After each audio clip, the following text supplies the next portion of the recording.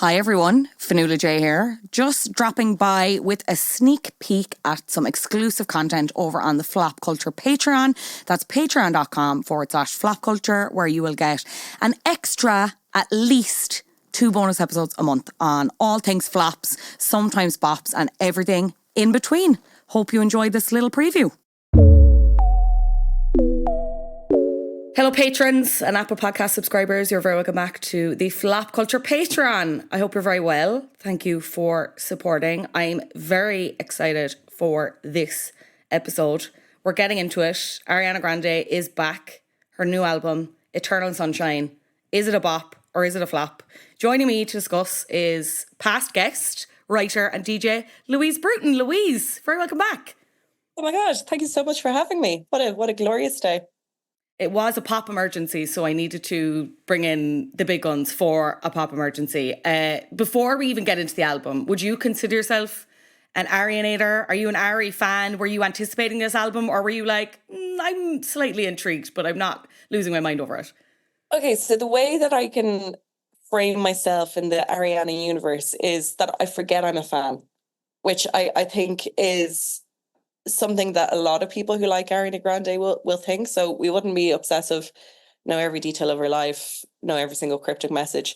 Like, I forgot this album was being released, but I think that's because she has stepped away from the hyperpop machine in a way where she isn't doing huge levels of promotion. We were getting quite a lot of Instagram posts, but it's in between her makeup promotions that the music promotion I think kind of fades into the background a lot. So you never really know if you're getting new music or a new like lip liner from OEM Beauty. So I forgot that Eternal Sunshine was coming out. But then when I was listening to it, I was like, yes, I love this girl. I stand for everything she does. And as I was researching notes for this podcast, I was like rereading all of my old album reviews for her. And I really do love her. It's always 5 or 4 stars from me for her music. And I text my own WhatsApp group, Pop Emergencies, which is me and my pals who aren't allowed to talk about pop with other people, because it's a drain on our social setting. I kind of texted me yesterday, being like, okay, I was slow to admit to liking Eternal Sunshine, but I'm there. I'm fully there. In fact, I think she's a genius. So that's where I am. What of her past albums had you previously reviewed? I reviewed Positions, which was out in October 2020. And I think that faded. That was the start of sort of like Ariana really withdrawing from public life for a while. Now, obviously, it was like peak COVID, so that didn't help. But she had just gotten married. And yeah, COVID. And then also it was the beginning of really the kind of Wizard of Oz, kind of the beginnings of her being cast in Glen to the Good Witch. So I think that her pop star hat was hung up then. So that's why maybe this feels like more of a comeback album than ever. And I reviewed Sweetener as well, which I think is brilliant. I think that's such an incredible album.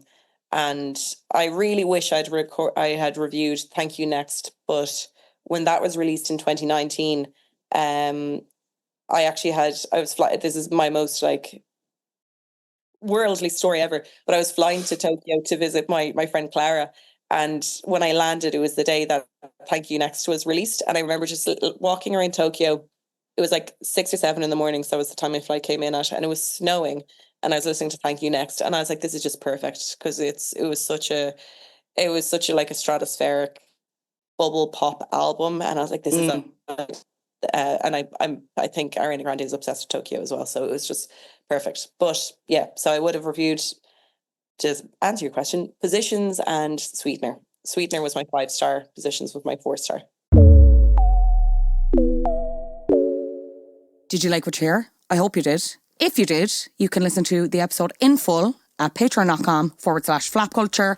Other benefits to becoming a patron include getting the main episodes ad-free. We love that, girls. And you get them a little bit earlier than normal listeners too. So that's nice, isn't it? Why don't you join today? Patreon.com/flopculture. I'll see you there.